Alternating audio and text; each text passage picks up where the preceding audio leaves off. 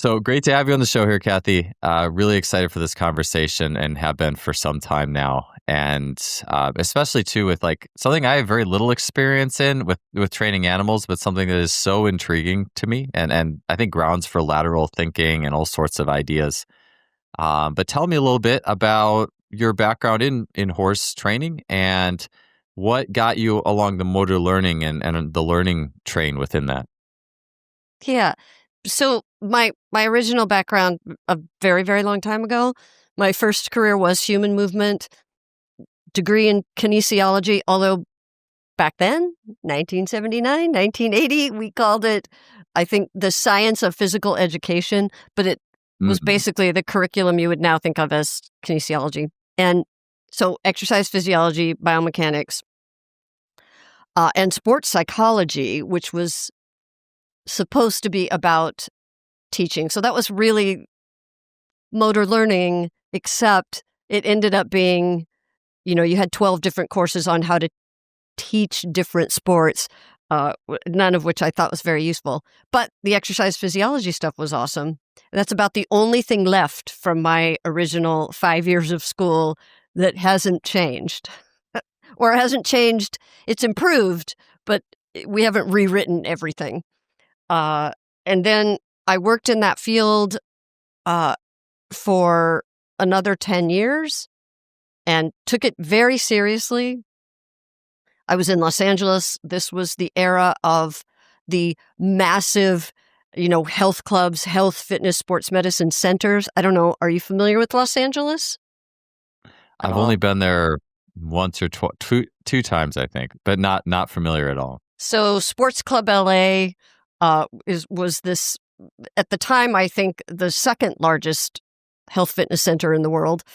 And then I also worked for the alternate company, which had the even bigger ones in Southern California. And we had the best possible equipment that you could have for physical training. So these companies had massive budgets. They wanted to rule the world of fitness. We had, this will give you an idea because you will appreciate this, 40,000 square feet of selectorized equipment. Only selectorized equipment, right? The free weights were stuffed into a little corner. They were really the third-class citizens, right? If you wanted to train with free weights, you could go in that little closet. Maybe it has air conditioning. I don't know. But the show piece was all the selectorized equipment. And we had it personally modified. So we had customized equipment from Cybex, Eagle, Nautilus, everything was, the ways that we modified the equipment was to make sure that people would be even less likely to ever fall out of anything but the most perfect biomechanically correct movement. Yeah. So this was peak correct biomechanics in every possible way.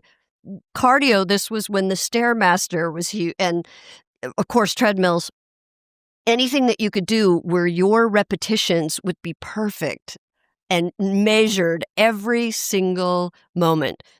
And, there were thousands of people. I had 100 different trainers and instructors working for me. Everything, people looked amazing. We were on a very train-heavy protocol. There was hypertrophy everywhere. People looked incredibly fit, and everyone was broken. And everyone was, really broken. So if they weren't outright injured, they were getting injured at every possible moment. People had stress fractures. Trainers had stress fractures. We had a sports medicine physician on staff full time. I looked at all that and I said, if this is as good as it's ever going to get, like we didn't know of any other facilities that were better than this for what was then called adult and executive fitness, then this is a horrible field to go into because it can't get better than this and everyone is broken. So I just hated the whole thing. And I was very sad to walk away from that. But I said, I want to go into a field where I can't really hurt anyone. Of course, I was wrong about that too. But so then I went back to school for computer science and completely transformed, although a lot of my first software was written for fitness companies. But I loved it. I did game development, eventually taught computer science, and then wrote books about it, and that's still how I make my living. The horses were always my hobby, my passion, so I always had horses, but because I was still in that correct biomechanics mindset, it was clear to me that horse biomechanics were very different, right? They're quadrupeds. I wasn't looking at anything but the biomechanics and thinking, I'm going to leave that to the professionals. So I had trainers. I was never a horse trainer, a professional horse trainer. Even though in the back of my mind, a lot of things would tweak me. And I would just wonder, I don't know why it took me so long. Well, that doesn't make sense from an exercise physiology standpoint, but maybe horses are really weird, right? Finally, I picked up an equine exercise physiology textbook. And, it turns out, of course, they're so similar in every way, except for some of their cardiovascular system is obviously different and their digestive system is very different. But everything else about movement, and when you look at movement more and more and more through a lens of also the nervous system and one full system, then the similarities are far greater than the differences. And one of the things we've learned is that all mammals have the same neural architecture for pain, for example, as we do. Like even 20 years ago or 25 years ago, there hadn't been enough studies to see, do mammals have the same mechanoreceptors that humans do and in the same densities? Yes, but of course in different locations. Like this is the most sensitive organ for a horse. Their whiskers, people used to shave those. They're called vibrassa.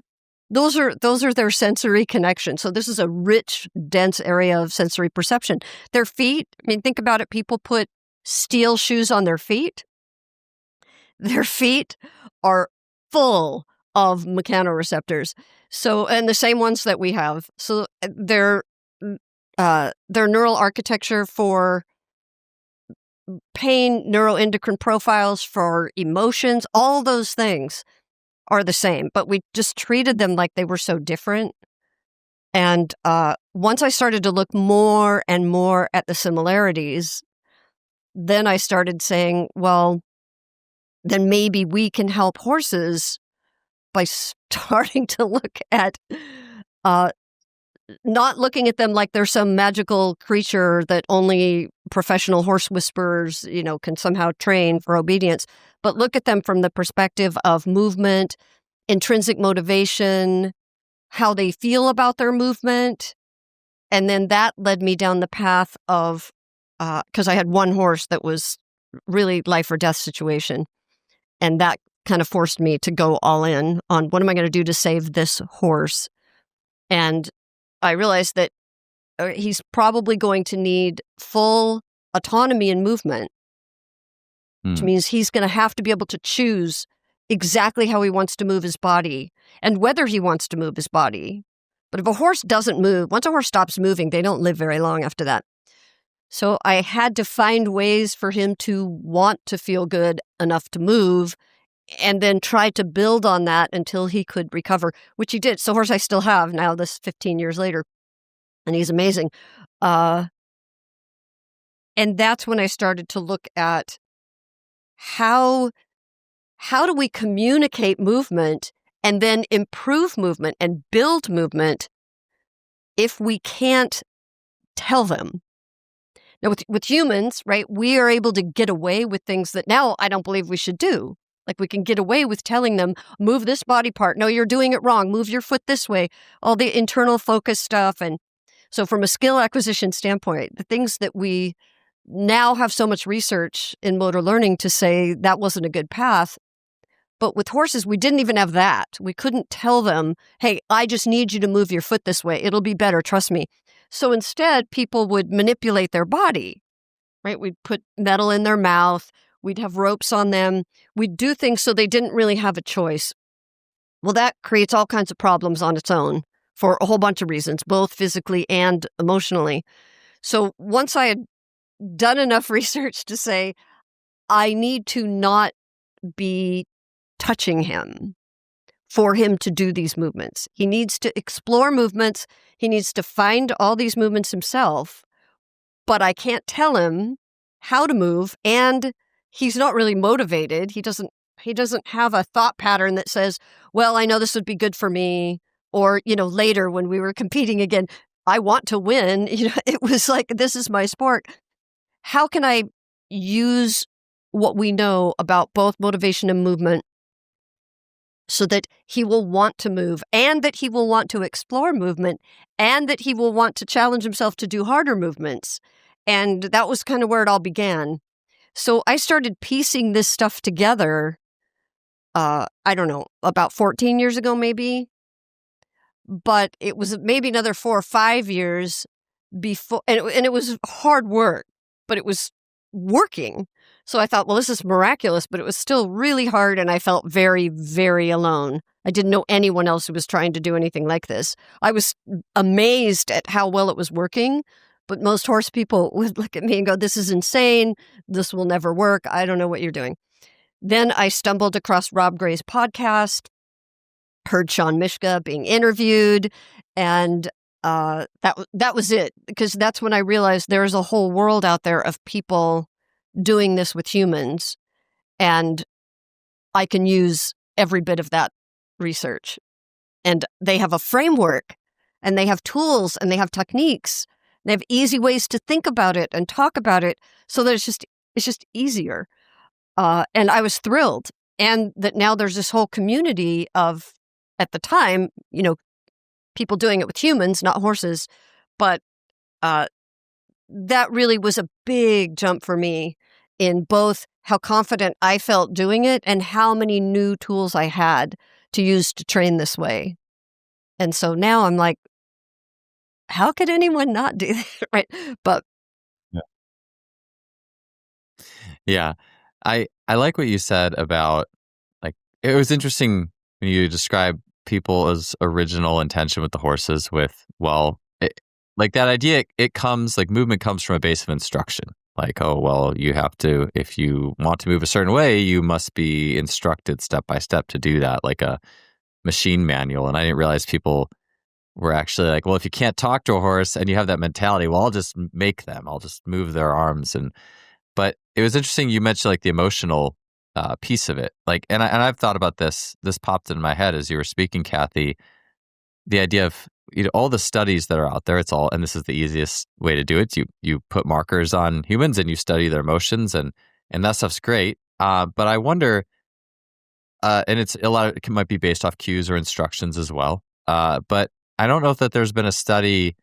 I think it'd be interesting to have athletes, if this was human runners, like, to run with different, like, moods of music, like sad music, happy music, like, or if different mental and emotional states, and you see what impact that has on their movement quality and all these types of things. Because it's just, if anything, and maybe having children has impacted this, as well as coaching athletes that in the past that I haven't done a good job mentally and emotionally supporting. And I realized very quickly that was very negatively impacting their ability to move. And so it's interesting to think about. On one end, it's like almost the modern standard is like, we talked about this before we pushed record, perfect movement. And you mentioned with the various machines and the optimizations, it's all perfect and optimized. But it's almost like the first step in movement is to frame it a different way. And yeah, having children as well, like the mirroring thing, has also been like, how do we learn? And I know something I really like that's starting to be talked about recently is like LeBron James. He's like, I didn't have a skills trainer, like these NBA players. It's like, what? You don't have a skills trainer? How did you ever get so good? And you think about how you come up, you're mirroring the older kids around you, and there's an emotion attached to what you're doing, and there's an autonomy, and it's like there's this nucleus of things that I need to engage with that isn't just, check off the instructional boxes. And so that's right. I'd imagine, with animals, like it's like a constraint, so to speak, that really, like, you are really locked into those things more than Absolutely. anything. And, I can understand why that was assumed to be something that you had to do for safety. Like people would say, well, this thing weighs 1,000 pounds or more and it can kill you. Of course, not realizing that half the time it's because people are causing the animal to literally want to kill them to escape the movement. I mean, you can imagine, like as an athlete, I thought a long time ago I used to do gymnastics, and I remember if I was trying to do something scary where balance was absolutely crucial, and I thought somebody might grab part of my body and hold it, the risk factor for me and my fear level, my fight or flight, even if I trusted that coach, would go through the roof. It's like, how many times when you're doing something really, even if it's just really super hard, lifting that bar and you're just like, everybody just shut up and back away and let me do this. and the idea of someone positioning and holding you and making you do a really hard movement that your body is screaming at you to not do. Now that just feels like a horror show to me. Like, I wonder how horses ever put up with it. But people thought, well, this is what you must do. They will move badly unless you train them. But training them meant getting them not too far off from how we trained humans. The belief was learning happens by you get them into the position by whatever mechanism you can, the correct way, and then you repeat until it becomes automatic, right? Till it's grooved in. And then the next step was, okay, so that's flawed to begin with. But then the next level was, and then you start making adjustments. So now they can do it in this context and that context and this other context. But first, they have to really get it grooved in, and it has to become automatic, and then they have to become correct at it. And the whole thing, start to finish, to me, is a very broken foundation. And I'm surprised that any of us came out of that okay. But yeah, then when you watch young children and you think, well, wait a minute, look at how they learn when they're left alone. And we all kind of know it would be absurd if you sat there and tried to teach them to crawl and teach them to want to walk. And I think most people agree, if you stepped in there and coached them to walk, they would probably just give up on the whole thing. And how many errors they make, and how much trial and error, and how much variability, and how much they want to do something, and they're driven by external focus. I want that toy. I'm going to get into a really weird position, and I'm going to do something risky because I just want to do that. And then somehow, like with humans, we've just picked, and horses, we pick some arbitrary age range where, those are the old rules that don't apply once they've reached this age. Now they must be explicitly taught everything. When you look at what a child goes through from 0 to like age 3, staggering movement improvements and changes that are so dramatic, and yet they're doing it. And we don't honor that's how the body evolved. I think a lot of people that have not spent time with a precocious species, a species that drops on the ground from birth and then is immediately ready to move, has to be able to move with the herd. Mm. So it's easy to have that mindset from humans of how long it takes. And then maybe we can make up all kinds of narratives that they're still learning from being taught, somehow. And that we have stored motor programs, right? There's that belief that we repeat things and then it becomes a motor program that we can just push the button and run it when we need to. And then you look at a precocious animal, a horse can, in 30 minutes, figure out how to stand on this ridiculously long legs and a terrible center of gravity. And then not just walk, but potentially run, hop, jump, spin, be agile, change directions. By day 3, they're practicing being like a dragon. And, where did those motor programs come from? They don't have to have seen any of that even. They will learn quite a lot from others, but they will start exploring. And it's that exploration. And that has been studied in young horses, that their first 30 days, if they're in a wild environment, they will do more movement diversity in those first 30 days than potentially the rest of their life. So we look at that and go, that's evolution did a pretty damn good job at causing that to be not just how we learn, but inherently enjoyable. This idea of taking risks, all animals and little kids too, right? But all animals, they will jump up and leap and twist and do things that make landing not guaranteed, right? They will take these risks for fun. And then, so you have young children, right? This idea where they see something that's, whether it's a curb or even a high wall, and they want to walk on the high, scary thing that's narrow. Yep. It's like, that's more fun. Yep. So, there's that point where we look at it and go, challenge is inherently enjoyable. Taking risks, learning, trial and error, right? I was a sponsored skateboarder for a long time. I mean, no one gave us direct instructions on that, even at these very high levels, because it would be absurd, and no one would know how anyway. If you asked an elite skateboarder how they did what they did, right? I was doing handstands on skateboards. I could barely ever do a handstand not on a skateboard, right? It's just these progression ideas don't even make sense. So everything is different. People don't know how they ride a bike, and yet they do. So I think we need to have this really great sort of reverence and appreciation that we've lost for the superpowers of the body, what it absolutely can do. And I know one of the things that I think you mentioned to me was, well, what is it that's different that can enable them to be athletes in ways that we don't? And the one big difference in their brain is they don't have a big developed prefrontal cortex the way humans do. So the one thing that gets in the way of human skill, overthinking, yes, they don't have that. They don't have that at all. So in many ways, they are more like flow state creatures.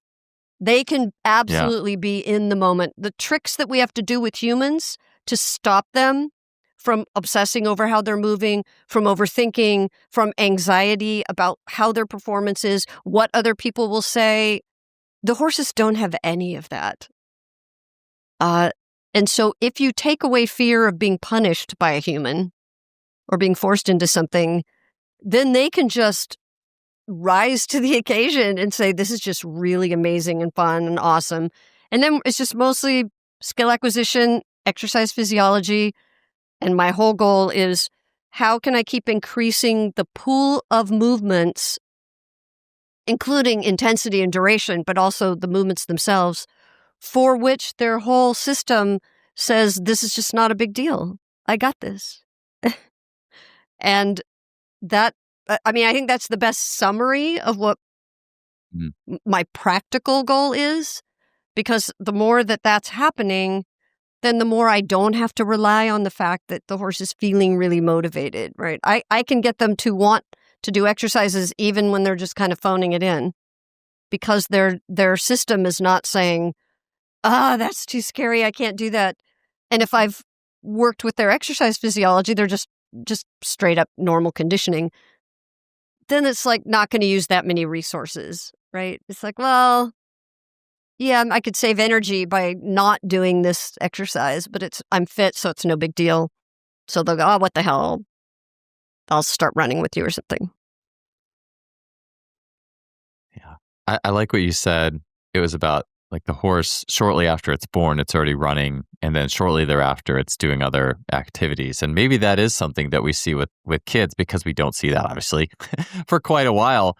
It's like, oh, well, we need to be taught all this stuff. But then, well, if you just wait and observe, you start to see so much. I know even with my children, them playing tag, I remember videoing it for one of my courses, just to show that, even, and my kids aren't like the most blazing athletes on the soccer field. Like they're average. But even within that, like you watch the way they make a cut if they're trying to evade being tagged. And it's pretty good. Like, it's like, I'm not sitting there teaching them like, oh yeah, plant like this. Like, And you just think if kids, especially who grow up and they're always doing stuff like that and they're mirroring their peers, and maybe there's I've seen videos of like rugby where like there's these jukes that the older athletes are doing and the younger athletes emulate it. And you can't teach that level of evasion and ability. That's not something that's right. taught, and you can't get it back later to the level that you can if it's achieved using those authentic pieces. Yeah, 1,000%. That authentic achievement is so crucial. And that's, I think, the piece that we're just kicking ourselves, we're hurting ourselves by not using what the body is capable of doing. And I mean, I think you know my feelings about that, right? So 500 million years of evolution of the system, it knows things we don't. It's much more capable than we are, or with our little prefrontal cortex, right? That's the new evolutionary child on the block that thinks it can, because we have a certain amount of biomechanics research. And even when you listen to the biomechanics labs and experts, they'll tell you so much of their work is just driven by what equipment do we have? Okay, what can we measure? Let's measure that. Yeah. And then let's see what's different between that person and that person. And then maybe jump to all kinds of conclusions about what that means. But the complexity of what's actually happening inside, right? So, more movement possibilities than atoms in the known universe. We can't possibly imagine how to cope with that level of complexity. And, the best scientists on Earth are still and best computer scientists on Earth, they're saying, we will reach the heat death of the universe before we will have enough computing power, no matter how advanced we become, to calculate that. Like, it's a way of saying, I think these things are not something that can be calculated. And yet we keep trying with biomechanics by greatly, drastically oversimplifying to levers and moment arms. And not that there isn't some hard physics that does matter, but that how that same output is achieved, there's this tremendous number of possibilities. And we try to shrink it when it's clear that evolution has always been trying to say, don't converge on something optimal. Everything in evolution is about divergence. Evolution doesn't stop and say, okay, I think this is the best path for this creature, so let's just keep optimizing it and making it better and stronger and smarter and whatever. It will automatically keep spinning off new things, and then they become new interesting branches. And so we can kind of assume that there's something fundamental in what we know of nature and what it's capable of. And we know it's capable of things that we're not. And so much movement science, like, it's kind of hilarious to look at things about movement science or skill acquisition where it's based on the ability to have the time for the human mover to sit there and process and make a decision, when, even things like training balance and agility with pre-planned and predicted and scripted movement activities, none of that is going to save you, right? You're going to sprain your ankle long before you have a chance to say, oh, let me move differently now, right? So we need to have the tissues be doing what they do long before we ever can get involved. And we know the speed of a signal coming from proprioception to the brain. The brain, sends the, efferent signal down. We know that's way too slow for so many sport movements and even just natural movements, avoiding getting injured. So we have to be thinking about the physical body has all this capability, but we stop training it. So we lose all that capability of true adaptability. So true agility has to have unpredictable stimulus baked in, or it's not. balance has to be reflexive, automatic, instant. And we know from the slackline studies, which I know those are hard for people to cope with. You've probably seen those. And now there have been several actually pretty robust studies, and some of them with a greater number of people and a longer period of time, where you train on a slackline and you get really good on the slackline, and it doesn't show any transfer to any other balance activity that you do. And so we can look at people and go, oh, she has really good balance. It's like, there isn't a balanced general ability, but you can have a lot of physical capabilities and, effectivities or action capacities and, the ability of tissues to react really quickly, quicker than you can think.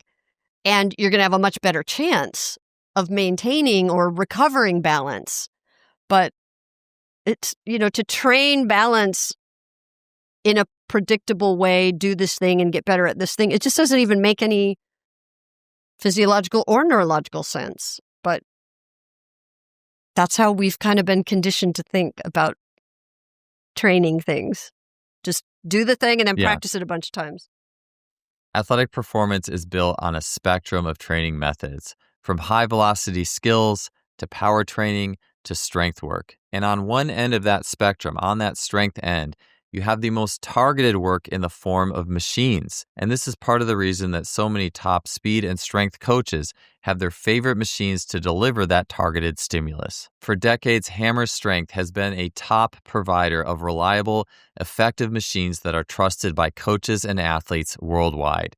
They fit seamlessly into that total performance program, delivering that targeted strength stimulus. When it comes to your machine-based strength training needs, think Hammer Strength.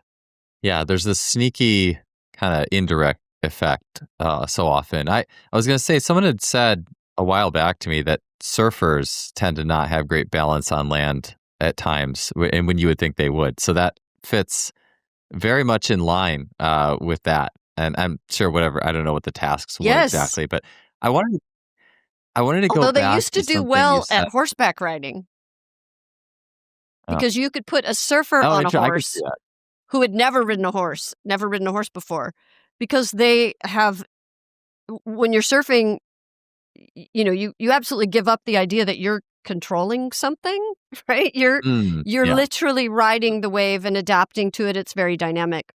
So when they get on the horse, everyone else wants to try to control what the horse is doing. And the surfers are just like, oh, whatever I'm just going to go, which makes the horses happy too. So. Yeah, maybe they detect the vibes. There's maybe some of that in there too. That kind of like a little bit of surfer mentality versus somebody who's all stressed out and anxious. Right? Yeah. Something that's not trying to control how they move.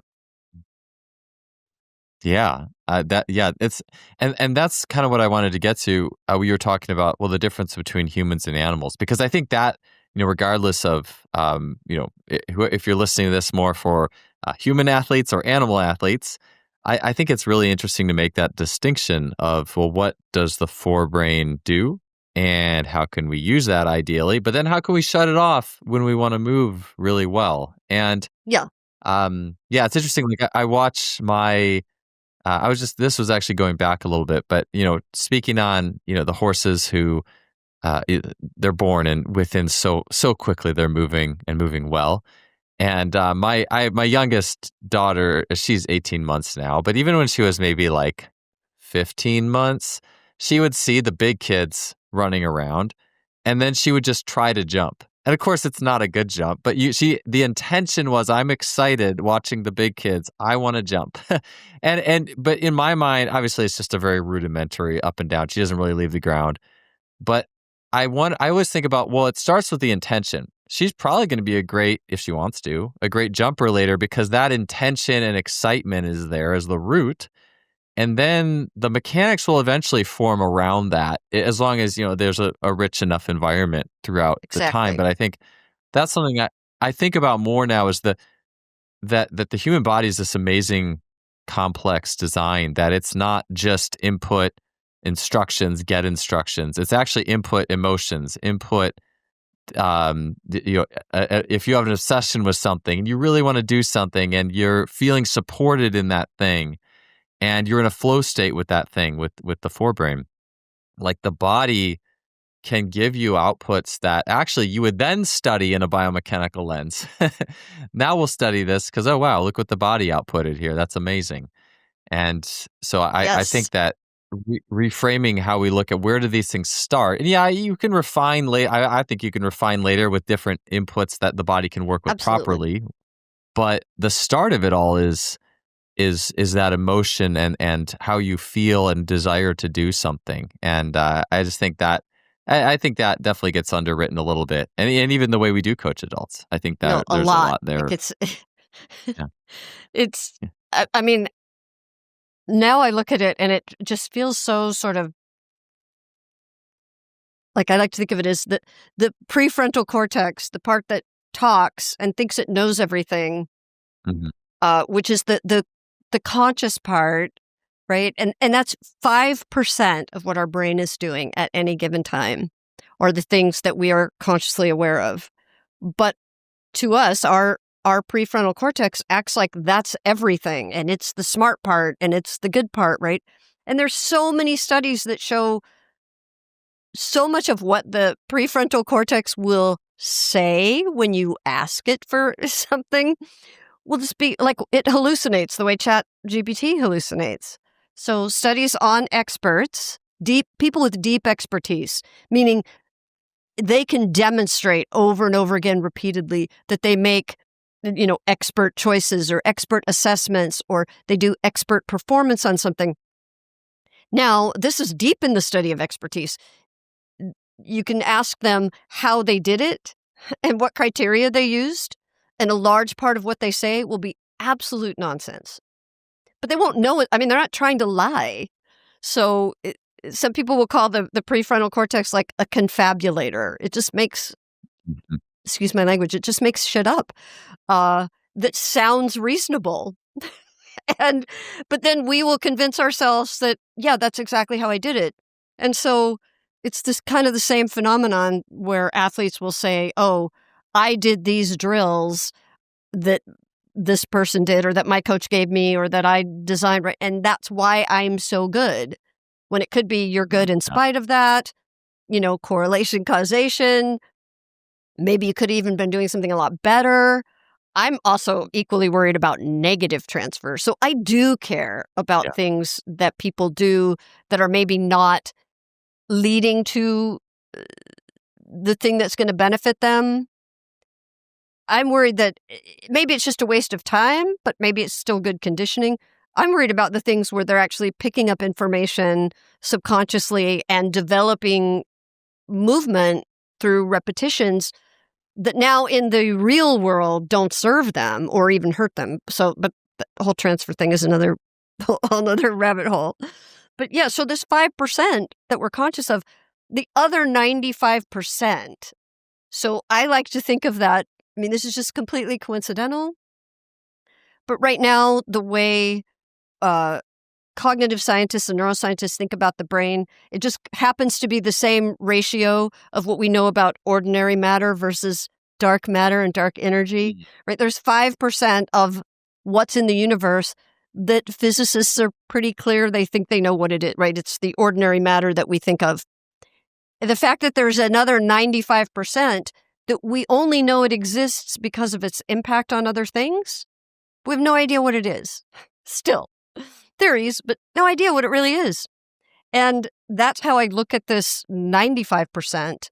The sort of dark knowledge and ability is what's doing most of the work, Mm. but we can get in the way with that 5%. Yes. And I think most good coaches, whether they understand any of that science or not, will still know the phenomenon of an athlete overthinking or thinking too much or even just getting in the way. And I will always laugh when coaches will bark out a million instructions. Do this, take care of this, don't worry about this, right? And then they'll go, but stop overthinking and just go. And it's Yep. like, Yep. That it's too does. late. Yeah. You've planted way too many things. And now, coaching comes up with ideas for how to stop people from thinking about the very things that you pushed into their brain and caused them to worry about. And another thing humans have with that 5% that horses don't, or at least mostly, is humans will also worry about, like, how do I look to others? Like, will they notice that I'm not doing it right? Or I don't look good enough? Or they worry about praise, but in a different way. Horses and dogs, for that matter, will worry about praise or, sort of criticism or angry feedback more from a transactional sense. Like, well, if you praise me and I'm only doing this to earn what praise gets me, then that becomes the motivation. And that's what we try to take out of the equation, because that interrupts intrinsic motivation. So even if people are trying, like human coaches trying to get authentic movement from their students, but the students will very quickly pick up on the fact that if the coach is saying, yeah, great try, but then they say something completely different when that try is an exact organization of the body that they actually wanted to see, then the person starts trying to optimize for what the coach wants. Yeah. And let's say, so this is a huge issue for me, and my husband's a golf coach, so he's dealing with the same thing. If we want them to have truly authentic movement, but we're definitely wanting them to move in directions toward movement that we know is going to be more performant for whatever that means, right? And sometimes, a lot of times, it just means we want them to do something different than what they're already doing. We don't really care what, just something different. So we do want them to do something, but we don't want them optimizing for what the coach wants. We want them optimizing for what their body actually starts to buy into and say, oh my God, this is amazing. But they will never get there if they don't have enough exploration. And that's when we sometimes have to exaggerate the mistake or exaggerate the benefits of doing something in a particular way. So if you have a way of executing a movement and it works fine at how many people get stuck? It doesn't matter the skill at sort of an intermediate level, because they develop solutions and they get really good at them and they practice them and repeat them that work fine, but they won't serve them physically, mechanically to go to any higher level. So now they're stuck on a plateau, right? It's a hard physical limit. Whether it's, parabolic skis are meant to weight the outside ski in a turn. If you weight the inside ski, right, you'll be fine until you start to hit moguls or a steeper slope.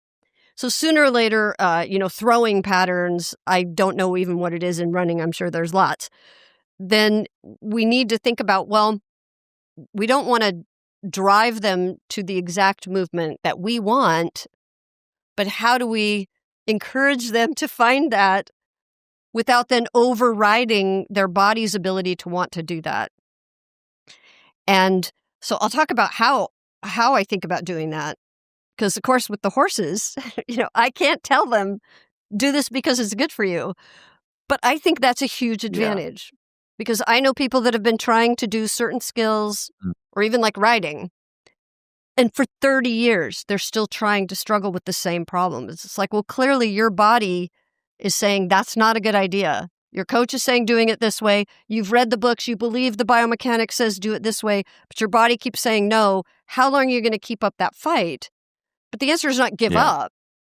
The answer is say, we need to find ways where the body can start to go, oh my God, this is what I want to do. And we used to think all you had to do was get people to repeat it enough. And then they would magically, it would just be there and their body would get it. And we know that works, except then the movement is fragile. You can have very high performers. They fall apart when the context changes, even a little. The wind is slightly different, right? It doesn't even matter. Or they're fatigued, or there's any level of stress, or any physical thing in the environment has changed, or the footing is different.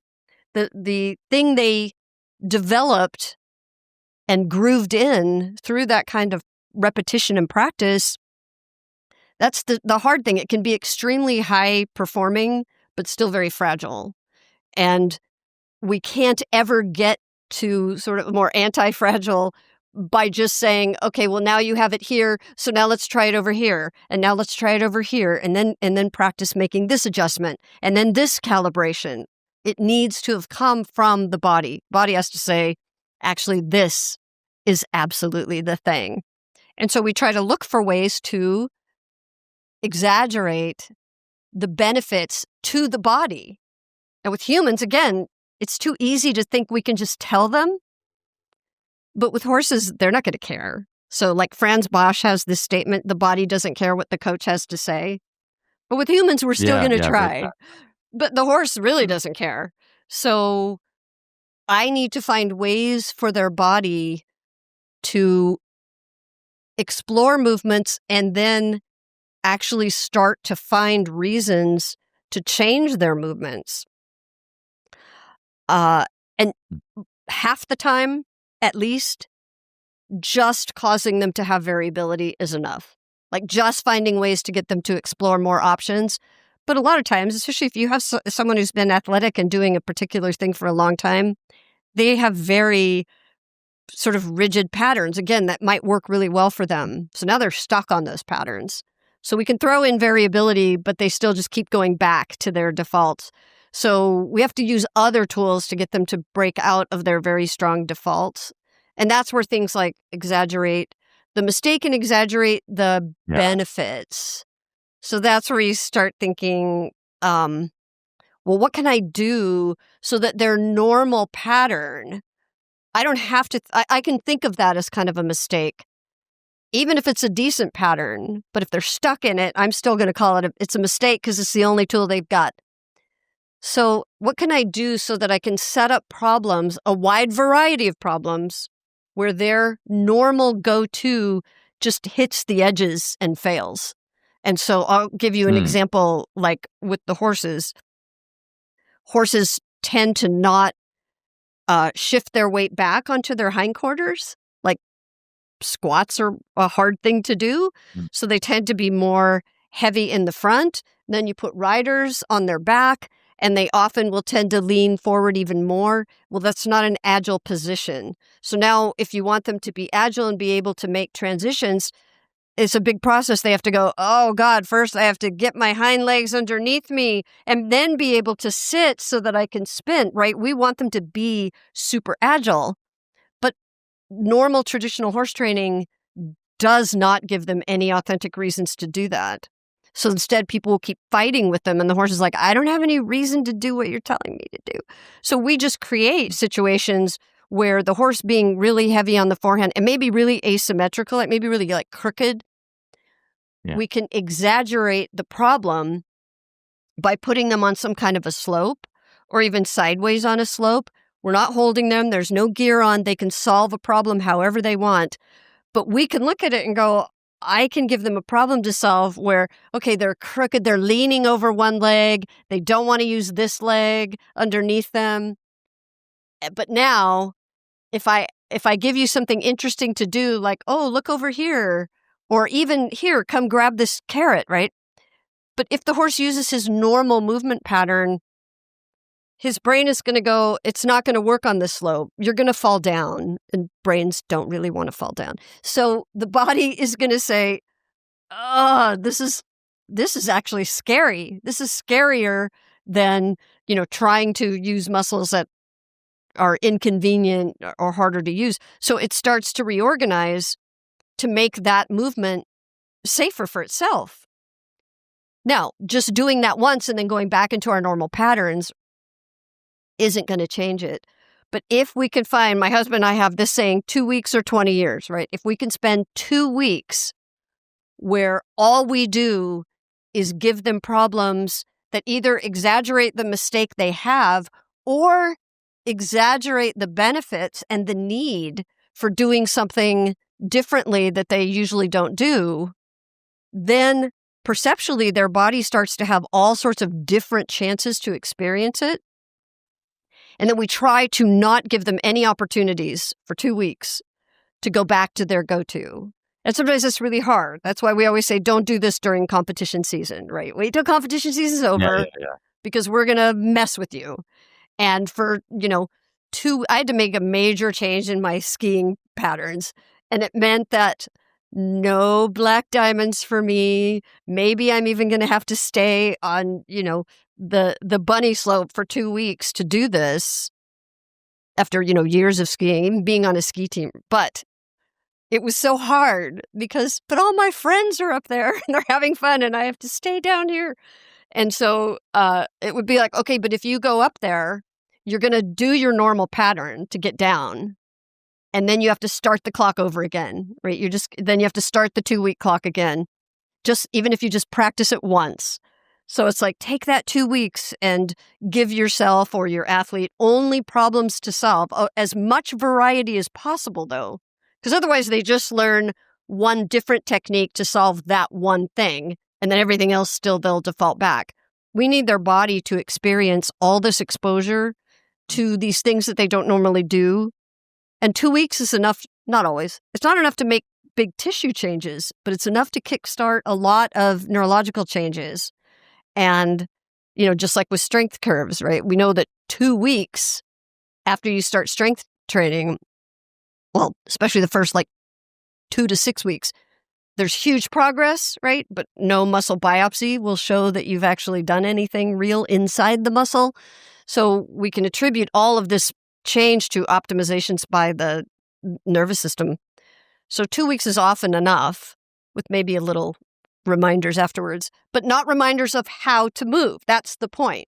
We can't say, okay, but now keep doing it, but remember, get that right foot in.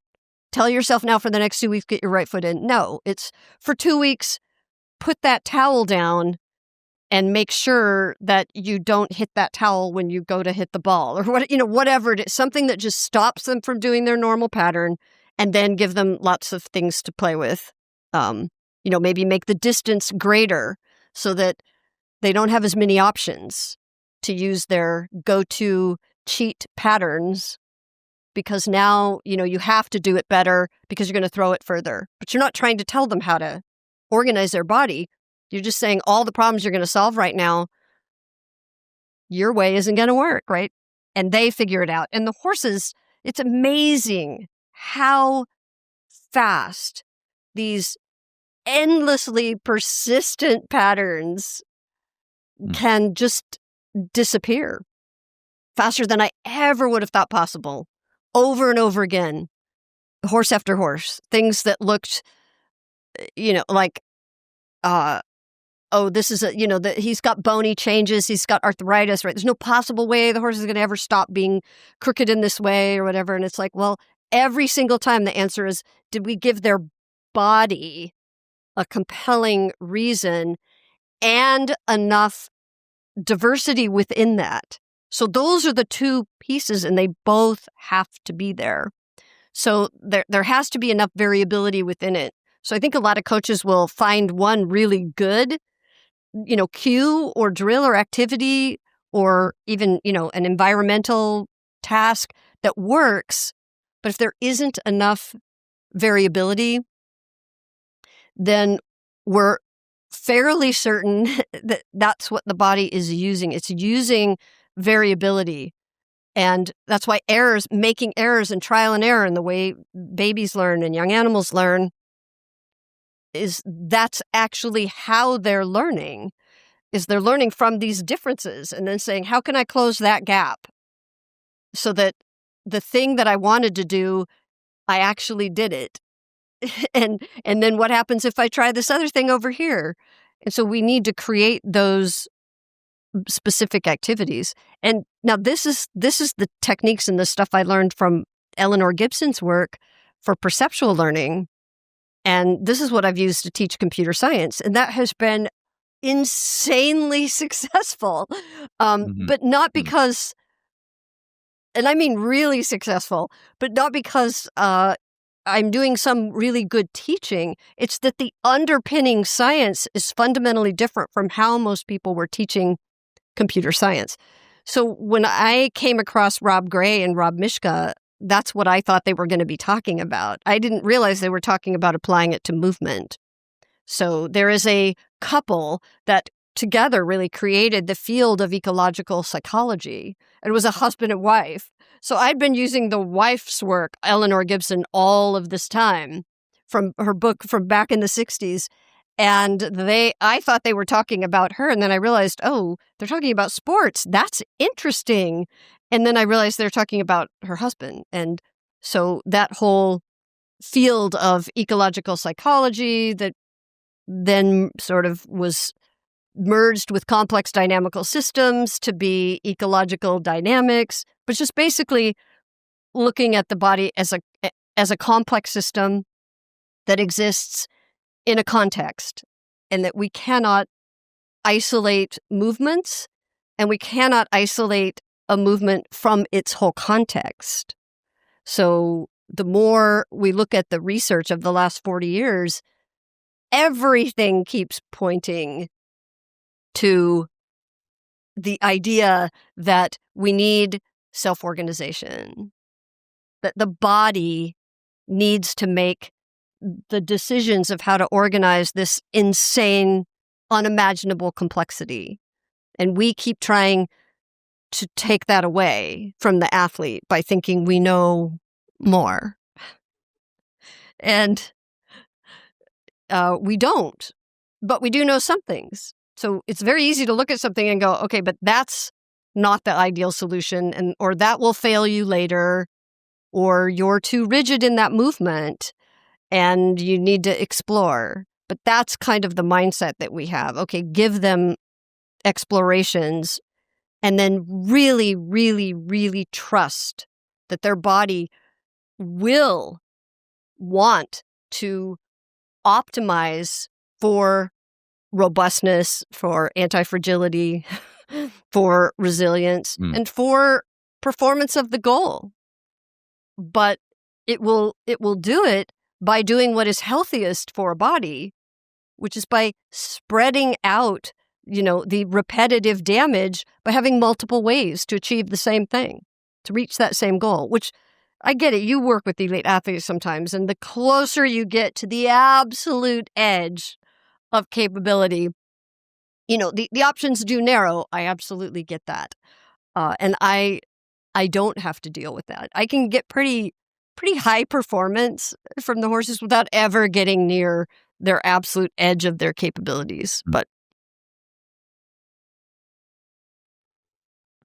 yeah, I with the elite athletes, maybe this isn't so much tied up in the motor learning piece, but it's like the narrower you get, it's almost like every action demands a reaction. And maybe the reaction sometimes is if you do a lot of a specific rep, you have to unload that by a lot of more general variable stuff on the other days. Like it's like you have to, versus if you're just playing basketball, not just playing basketball, or doing something that had more variability built in the system, then you have less. But I was going to say, going back to something you said, because I was writing down a list of, and I love the piece with the human being in the prefrontal cortex. Yeah, prefrontal cortex. And all the things we do to sabotage our movement. And how can we create sessions for humans? I suppose a lot of this could be very applicable for animals too, although of course they don't have to worry with the over-intellectualization piece. Because I've been told too, even in doing sprinting, and I remember in my 30s especially, people saying, well, you're just thinking, I could tell you're thinking too much about this stuff. And I'm like, I don't think I am. It's like I'm trying not to think about it. But, things like adding like rhythm elements. I had like when you compete against somebody or there's a task like, hey, do it, but jump over these hoops or these boxes or something that's exactly. like novel and opens up the attentional window. I think that tends to take you out of whatever the pre-programmed piece is, but also like mirroring, hey, mirror this thing someone does. And then another thing I wrote down, but I think you spoke to this so well. I love this, that humans a lot of times tend to be nervous about doing certain things in a peer group. Like, if they think this might look silly or they're not good at it, like you said, compared to animals.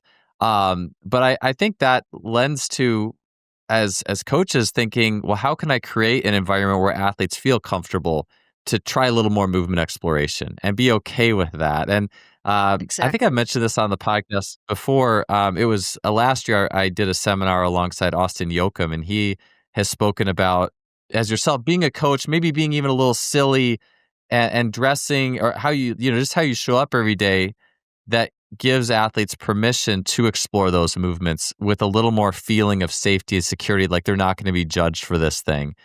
And it's like, how can you create this?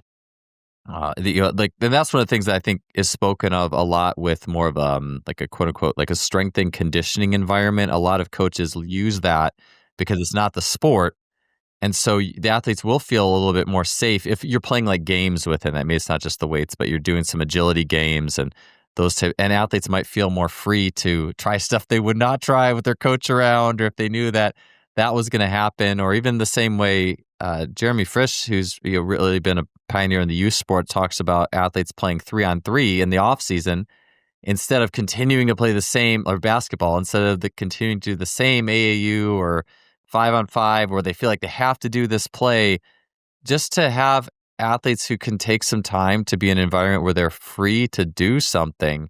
And I know for me, you mentioned the 2 weeks or 20 years thing. And so, my running equivalent, I had a very strong personal example with this, is for the longest time, I was trying to do the perfect running or sprint stride. I'd get out the timing gates and I would run tall and lift my knees and step over the knee and hit the ground, crisp or hard or whatever. And to me, the idea was, well, if I'm going to run faster, I have to do that better. And it was funny because I got very frustrated. I would have a lot of reps where I felt like I did that perfect protocol very well. And then the time would be bad. And I'd be like, oh, frustrated. I just want to throw away the gates and go, just quit the session. And then it was, I met a Darian Barr, who's a movement, especially a lot of running stuff, but a lot of movements. And it was shortly after. And I remember there was a couple weeks. This was like the 2 weeks thing. I had seen him do this thing like a squatty run, which is the opposite, the opposite of all the perfect cues. And of course, I wouldn't cue someone. I wouldn't say, "Oh, well, the perfect way is to squat down this low," and da-da-da. But just interrupting that pattern with a squatted, totally different motion. It's not like I'm doing that squatted run thinking this is optimal, this is the optimal thing. It's more just a complete pattern interrupt. And it's reacquainting my body with all these the other sides of it and allowing it to explore and gather that. And then when I finally, a few weeks after that, reintegrated that into my actual sprinting, I ran the fastest I had in about at least 5 years. And I'm sure I might have been a little faster in college, but it was about the fastest I'd ever run timed on a 10 fly, just through that pattern, that opportunity to interrupt the pattern. And I like going back to that, the Exactly. video I have of myself running that, because there's so many little things in there that I wouldn't have done if I kept going with what was accepted as perfect. And so I love that. I think, and that's the thing though, is if you mention a certain type of running, like people just want to turn it into a if or like it's either this or this. You're either running tall or you're running squat. Oh, this person's saying to do this way.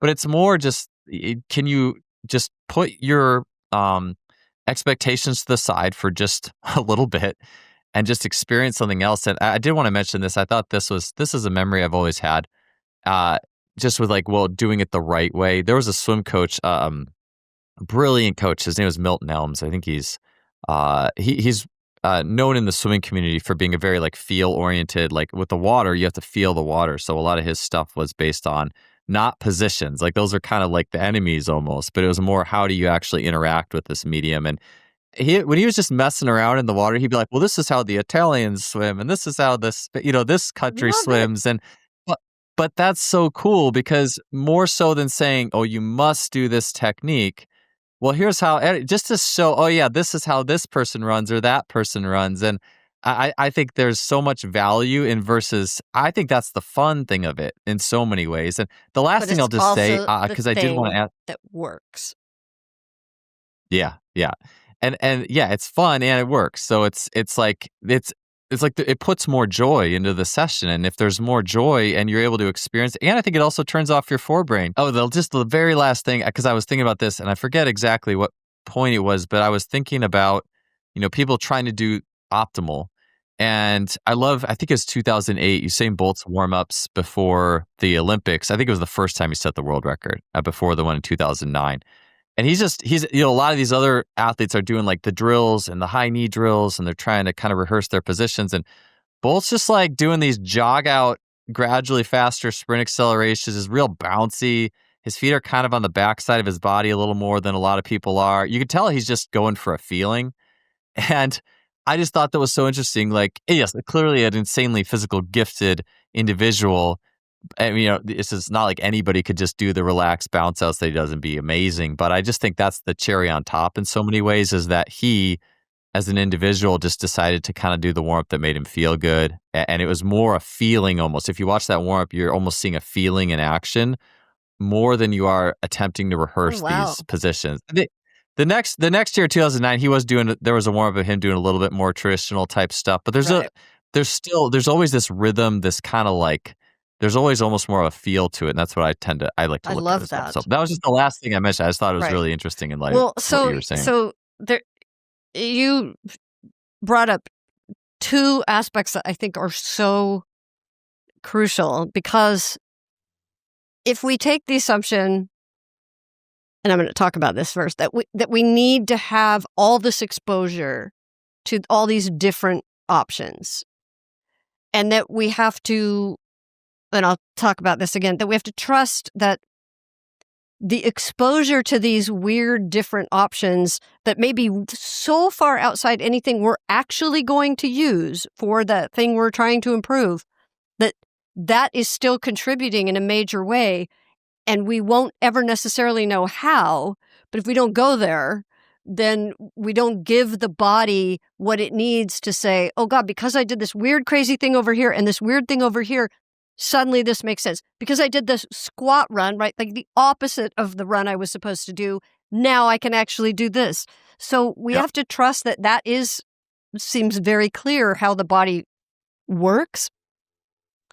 But then something that you have to care about, human coaches, that it turns out to be a lot easier for me, is letting them feel like it's okay to do the awkward stuff, the weird stuff, the stuff where you're not going to look good, giving them reasons to move in ways that are silly. And this is where I think the coach, plays the biggest role. I mean, because the coach is either going to create that environment or often create the opposite environment. But I mean, there's simple tricks that human coaches can use. Like, have you heard that story about danger tennis? Oh, I don't know. I can't remember offhand who it was that was telling the story. It was some podcast I was listening to that wasn't actually about sport, but the guy was talking about how he and his friends were taking tennis lessons and they were playing a lot of tennis and they just, weren't that good.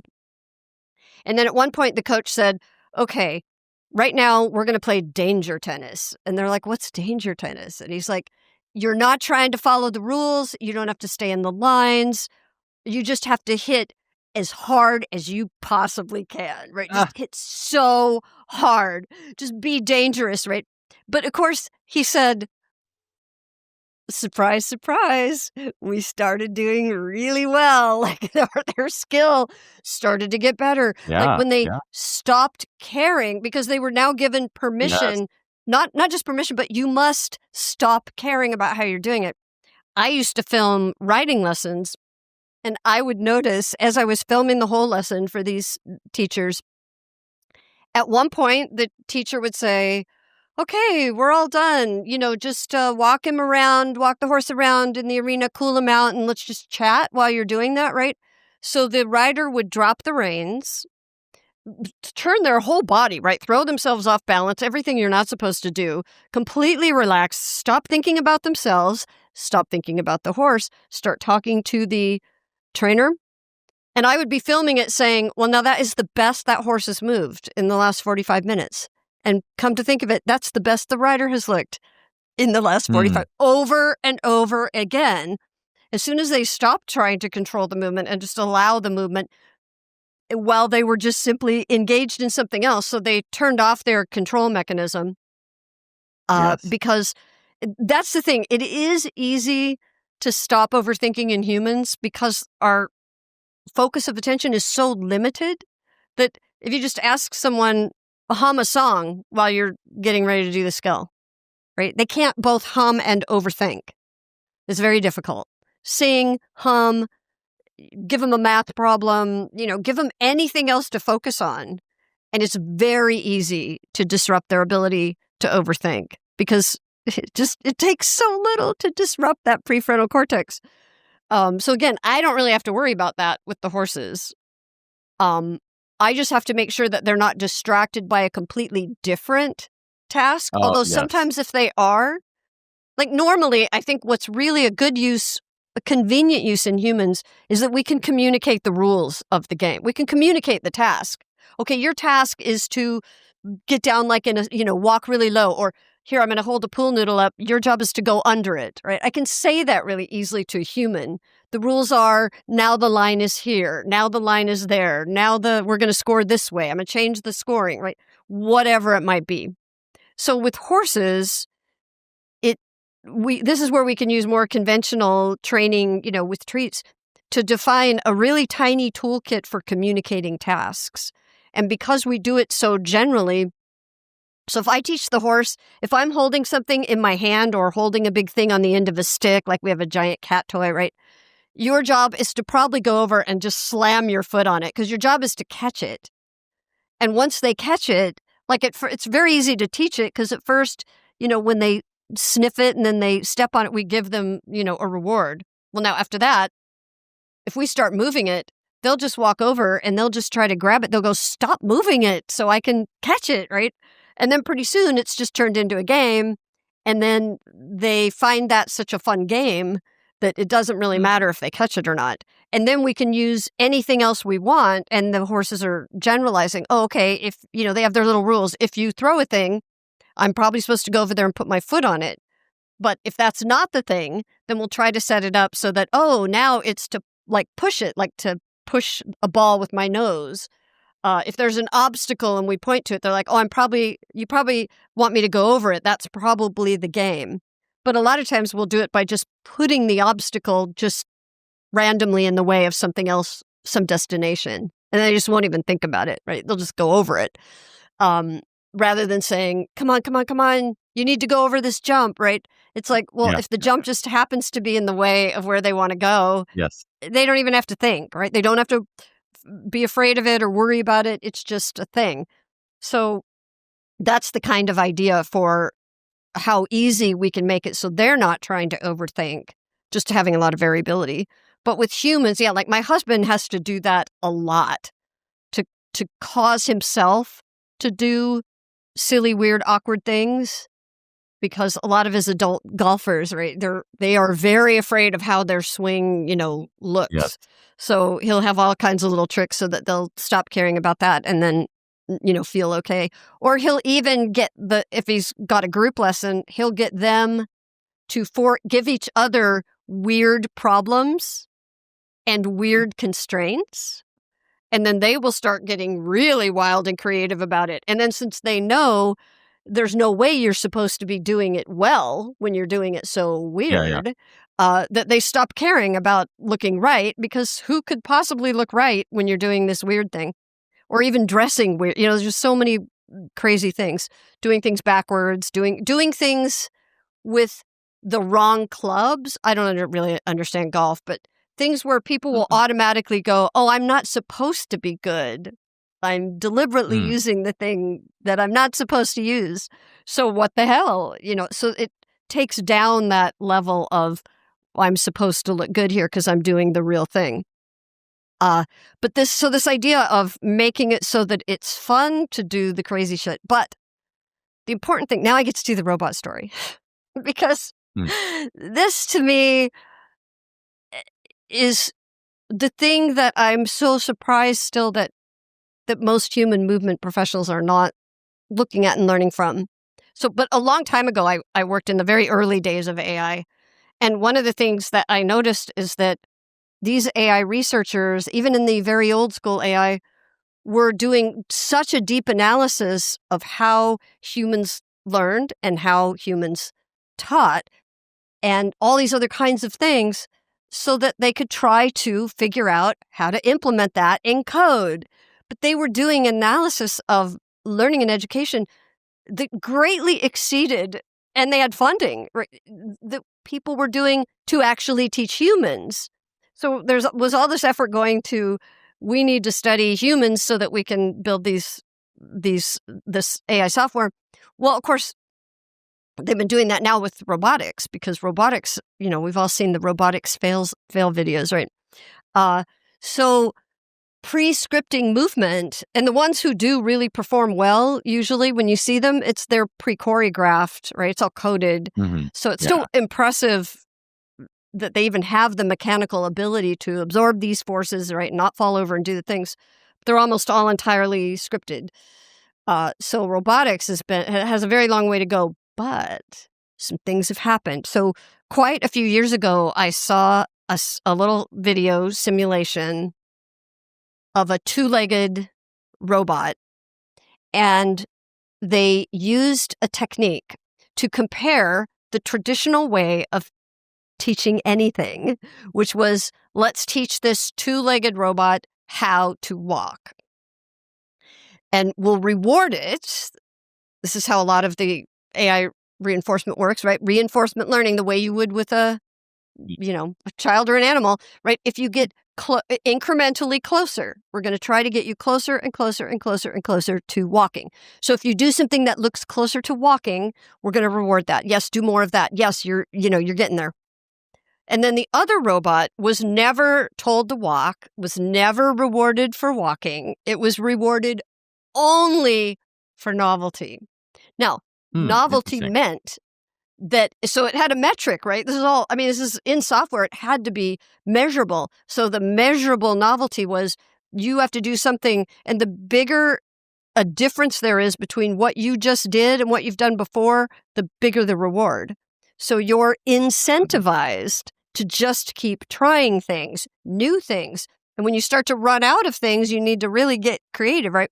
So in the course of doing that, this is where, and I've showed that video, the one that was never reinforced for walking, never rewarded for walking, never shaped toward walking progressively and incrementally, ended up walking it's just dancing, right? It's so strong and flexible. And the other one is walking like a penguin, the one that was taught to walk.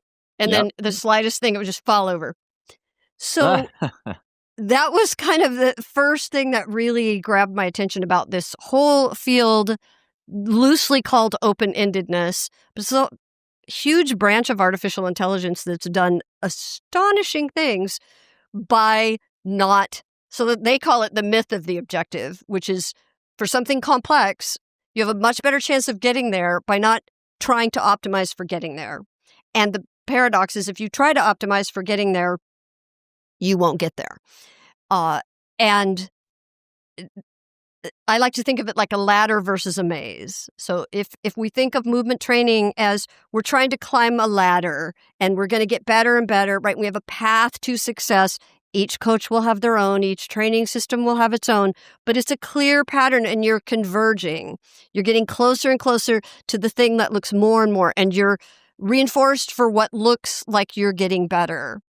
So if you're in a maze, then if you don't know you're in a maze, but you know that the reward is up there, you think you're in a ladder, you climb closer and closer and closer, and then you hit a wall. So if you think you're on a ladder, you're not going to turn around and go backwards. But that's the only way to ever find your way out of a maze, is you've got to go over here, you've got to go backwards, you've got to go sideways, you've got to explore. It's the only way you're going to find your way there. Well, when we look at this branch of artificial intelligence that's made the biggest progress in things like robotics, but also it's been the thing that's suddenly solved problems that were considered unsolvable, by doing exactly that, by saying, we are not going to reward it for getting closer and closer to the goal. We're going to set up situations where it has to explore. We're going to reward it for novelty, for diversity, and then we're going to see what it comes up with. And there's still a loose incentive. So when you think about the walker, people would say, well, why did it learn to walk if it was only, why did it ever walk if it was only doing things for diversity? Well, now you think about children. Because it couldn't keep doing novel things unless it could move further. So walking became the authentic side effect of optimizing for novelty and diversity. Because at some point I'm going to anthropomorphize, which I shouldn't, but at some point the robot is like, well, I can't do any more unless I can travel further. And based on the way that it was built, traveling further meant taking these bigger steps, and it could go to more places by doing that.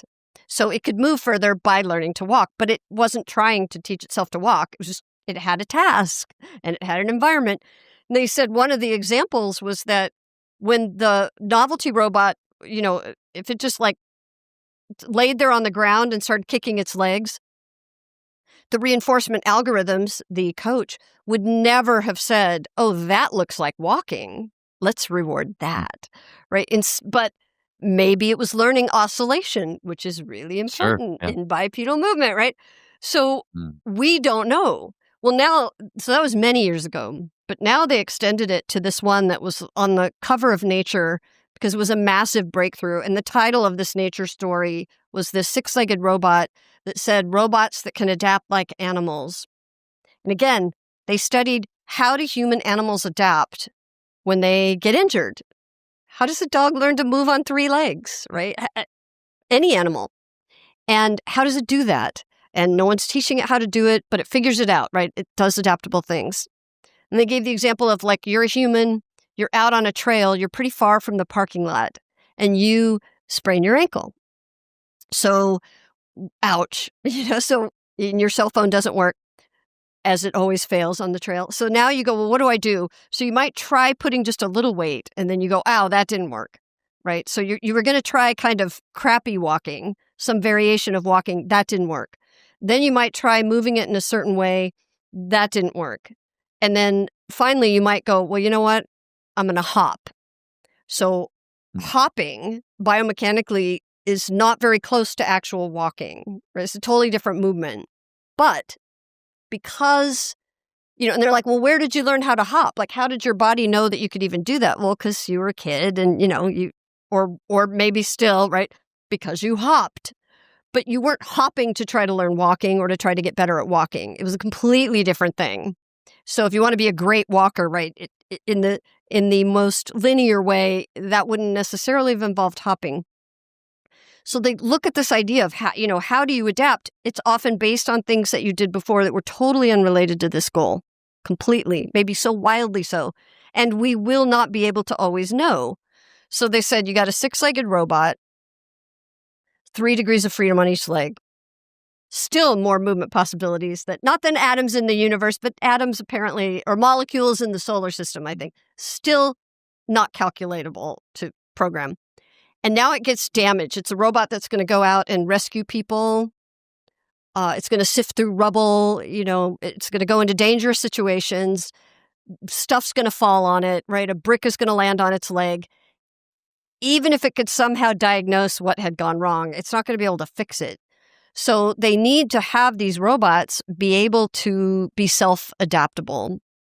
So they said, let's think about how animals are doing it. So their concept was, well, they do it because they've explored all these different movements. And then when they need to draw on a particular movement that they've never done before with body part constraints they've never had before, their movement toolkit is so big that they can pull something together. So they start by simulating things where you're familiar with differential learning? Wolfgang Yes. Schulhorn? Yeah. Yeah. So the way I look at it is they kind of differential learning this thing is they would give it all these tasks to do that were based on how many legs were touching the ground. So they would say, okay, robot, try to figure out how to move forward with only 5 of your 6 legs. And it would try stuff, right? And then it would be rewarded when it figured out. It would just keep trying different ways. And sooner or later, it would hit on a way that was fairly fast and going straight. So then they would say, okay, let's remember that. And then it would do it with, until it pretty much just had like one leg. And then at one point, they said just for the scope of the data, one of its tasks was now move with no legs on the ground. And they assumed there can't be data there because it's not possible. So the robot flipped over and shimmied along on its back, right? And that generated data they first thought was an error. So now they have this huge pool of data because the robot has done all these different things. And now they took, so that was kind of in its little robot brain. Now they build the actual physical robot. So this was in simulation. Now they build the real six-legged robot and they start actually damaging it. And they said it was tough because people would complain. They would be like, you dropped a rock on it. You hurt that robot. So they would just do everything they could to smash up a leg and do anything they could throw at it. And then they could watch what it was tracing. And they wouldn't know how it was reaching the conclusions it reached, but they could see where it went in the algorithm. And they found out that a lot of the things it would do to solve a problem would be going to a place where if this was data that you generated from like differential learning, you would never in a million years have said that crazy thing you did over there is going to somehow contribute to you now going faster here under this constraint. So it was, to me, such beautiful evidence of how the things that we think couldn't possibly be useful contribute. And we don't have to know. We don't have to be able to say with our prefrontal cortex, yeah, but that doesn't look like it could help. How could that possibly help? Right. And we know from all these things, well, like exaggerating the mistake, but also, like practice the wrong thing, but get good at the wrong thing and then get good at the good thing and then get good at everything in between, then helps you at the good thing. Or even just practice getting good at the wrong thing, controlling the mistake. Don't even practice the good thing. Yep. And in the tests, they do better at the good thing that they didn't practice. So it's like we know all these things happen, but we just don't trust that the body will figure stuff out. But then we had Tim Galway, remember Inner Game of Tennis? Yeah. Oh, yeah. Did you ever read Inner Game? Yeah. And I did, yeah. His trick was he was joking, of course, but sort of, you want to mess someone up when you're playing tennis, you just go and ask them in the middle of the game, how you've gotten good at that backhand, or what, how are you doing that? Mm-hmm. Right? You just cause them to start thinking. And that to be good at something, you need to just shut off the prefrontal cortex by giving it something else to focus on that doesn't get in the way, so that, and in his words, so then the body can just do what it does so beautifully. And, he didn't have any of the research or the language that we have now to talk about how that works and why. But as a good coach, right, he'd figured out that if your brain would just get the hell out of the way, or the conscious part, your body is quite capable of doing this thing. Yeah. Yeah. That's, makes me think about, there's really two ways. It'd be interesting if, there was a coaching assessment and it was like how many things that were brought forth, overstimulated the athlete's prefrontal cortex. How many things actually was their body able to absorb on a deeper level? It makes me think too about like the difference there between the Inner Game of Tennis, and there was another game called Winning Ugly, which it's funny, it's ugly, but that was all about strategy. Like that, I think it was Brad Gilbert who on the flip side wrote Winning Ugly. I haven't seen that. And I think it was like basically like how do you strategize the game? And I think Gilbert was known for, I don't think he played very pretty, his technique, but it was like so maybe that's the epitome of being a human being, and like very strategic. You're not the best, most beautiful mover, but this is how I'm going to operate type thing. But yeah, I really love the idea of, distracting. How can we distract that prefrontal cortex to allow for a more pure expression? So it's like, that being so critical. And then you were just talking about that exploration piece. And, I mentioned this a lot. It's the Wolfgang Schulhorn like shot put study where they had regular teaching versus here's 200 plus ways you can throw the shot put. And the group that did 200 plus ways threw farther. And, like, okay, at some point, and that was a developmental group. So yeah, maybe it's more of an off season or early learning thing, but there is still that funnel. Like, and I just think it's very rare. To me, that's almost like the most fun the way my brain works in creating things, I have a lot of fun creating different ways to do a thing. And it's fun too. It's like, all right, if it's high jump, who can jump the highest doing this like suboptimal technique? Like you don't get to drive your knee, you don't get to use your arms, like, and you get to see it. To me, that can also like take some of the typical pressure off in some ways. So Yes. yeah, I think that You're not supposed to be I able like to do that well. Yeah. I like in strength training. There's, I mean, the Nikolai Bernstein repetition without repetition term in strength and conditioning. More recently, it's been rebranded as every rep different, which I think is way more easy to understand. Like, because you have to whip That out the is. motor learning textbook and explain this to people. And I love it for lifting, but I think that could and should be placed onto skills as well. Like, hey, if you're doing this tennis serve, let's make this in every rep. And it usually is anyways, I think, but with that intention of, okay, this is this bracket of time. Maybe we're going to warm up with an extreme novelty. Like, show me your fullest range of abilities. Or like Steph Curry warming up for basketball, like just these trick shots, which is the extreme exaggerated range of his capacities. But you got to think that for him, he enjoyed that, exploring that range so much, it became those trick shots. And for a lot of people, they'd be afraid to look silly, like, oh, if I throw it that high and it doesn't go in, I'm going to look silly. Or in Yeah, some or whatever. sports, including mine, it's not just looking silly, it's that there's that kinesiophobia, right? There's that judgment that all those movements are biomechanically risky, or that position is dangerous. All those positions are dangerous, right? In fact, it's worse than that's dangerous. It's everything is dangerous except this one. I'm like, how did these horses ever live in the wild, right? And survive? But this idea that a whole bunch of movements are dangerous, and even like there's been these studies on like the EcoD and differential learning studies on variability. I can't remember what it's called. Variability injury risk hypothesis, I think, where, for example, training people, if you take this as okay, there's a risk factor, certain kinds of knee valgus for ACL injury in certain kinds of movements, right? Okay, let's say this in this particular sport, we've decided that is a risk factor. So now what do? So now they take the two groups, and one group is trained to move in ways that avoid that risk factor, right? Move differently, move better, move safer, whatever.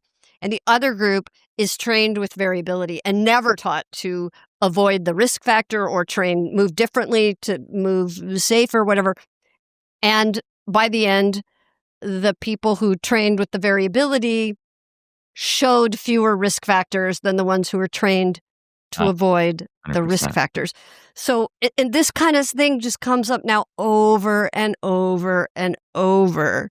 This, like the overwhelming message about the value of self-organization, like the deep value of when the body really gets to do its thing. But for the body to really do its thing, it needs to have the incentives and to explore, reasons to explore. We're usually giving it reasons not to, right? Coaches are usually giving it every reason not to explore, or peer pressure or ego or whatever, right? And we now need to give it reasons to explore.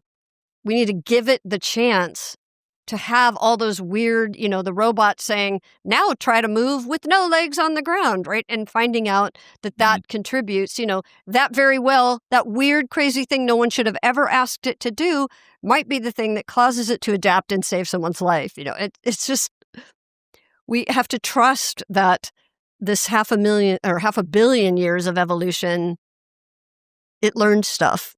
And it's doing things that we can't duplicate. Like, that's why when I look at the state of robotics, I think these are the smartest people on the planet.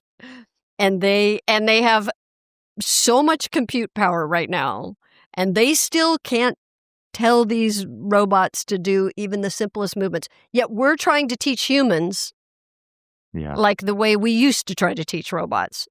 Meanwhile, the robotics breakthroughs are from them saying, how do we get robots to adapt like animals? Well, let's study animals instead of trying to treat them like machines. Like, correct biomechanics just doesn't work. So I'm hoping that as more and more and more of these messages coming from so many different science disciplines, I mean, neuroscience is saying the same thing. So there was a neuroscience paper a few years earlier that was the myth of optimality in neuroscience. So now we have the myth of optimality in neuroscience, this new paper, the myth of optimality in biomechanics from a biomechanics lab. We know about myth of optimality in sports techniques, and then this book, Why Greatness Can't Be Planned, it's by the researchers who first started to pioneer this open-ended exploration, which went against everything that we did in computer science. There's this basically the myth of optimality in anything that is complex. Like that. Yeah. In complexity, we need, it's the butterfly effect. So we need serendipity, right? We need chances for things to happen that can knock us off course and thereby giving us information that actually helps us back on the course we thought we were on or puts us on a slightly different one. And we never know when we are just one perturbation away from this whole system. I don't even want to point to the brain, from the whole system connecting the dots. So you've been a coach a long time. You've been a mover a long time. You know that feeling where maybe you're trying something really complicated or I should say complex or something difficult, and then suddenly a switch is thrown, right? And for you, maybe the squat thing, right? And then a switch is thrown, and you couldn't even identify exactly what the switch was. You knew what triggered it, but you don't know what actually happened. And we have to provide more and more and more and more chances for that to happen. Have you ever water skied? I have, a long time ago. Yeah. So when I grew up, it was a big deal, but I hated it. I wasn't much of a water person, although then I became a surfer. But, lakes, boats, I just didn't like it. But all my friends would do it, right? So I don't know, 14 or 15 or something. And of course, my friends thought, well, the thing to do is why start with 2 skis? All the good skiers are getting up on 1 ski, so let's just start you on 1 ski. And it was like, they told me, they thought your friends instructing you from the boat exactly how to move. And they're all yelling out their thing. Yeah. Oh, you just do this, you just do that, you just do this. I was trying to do everything they said. I was trying to do what I thought logically made sense, right? And I just fell over and over and over again. I was miserable. And at one point, another boat came by, introduced a weird cross wake, threw me completely off balance at the moment I was trying to struggle. And it threw me off balance in a way that never would I have tried to do. And instantly I was up. And it was one of those where from that moment on, my body was like, in this case, my brain was like, I never, ever would have hit on that. I never would have thought to shift my weight in that way. That would have felt like the worst possible thing to do. And that was it. Like it took one time, but it was a complete accident. And then I could get up after that. But I never would have discovered that through all of the instruction.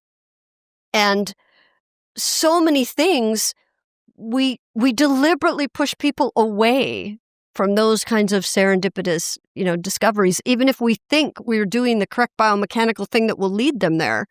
We have to trust that because they did that weird, awkward, totally wrong, bad thing, something else connected in their system. Mm-hmm. And it could be that their body says, oh, didn't know you had that level of abduction. Well, that changes my whole idea of how I can move now, right? Of course, it's all unconscious, but which is why I think mobility training, just overall keeping good joint range of motion and just overall physical capability is so useful, because it doesn't matter if we're not going to use it in the sport. That could be the body's way of saying, well, I'm not going to let you go fast because I don't trust that if you fall sideways, you will be able to handle it, right? What if you trip? What if you stumble at that speed? Or can you decelerate at that speed? Can you change, right? It's like practicing getting out of bad things that could happen. This is kind of the theory we use with the horses, is a way for the body to go, oh, well then I guess I can go fast. I guess it's safe to go fast. So whenever you have like an animal or even a human where something seems to be limiting it, but in ways that you can't figure out. Like they have the biomechanics for it. They seem to have the fitness for it. They're healthy. Their whoop strap is like, yeah, you're ready. You can kill it.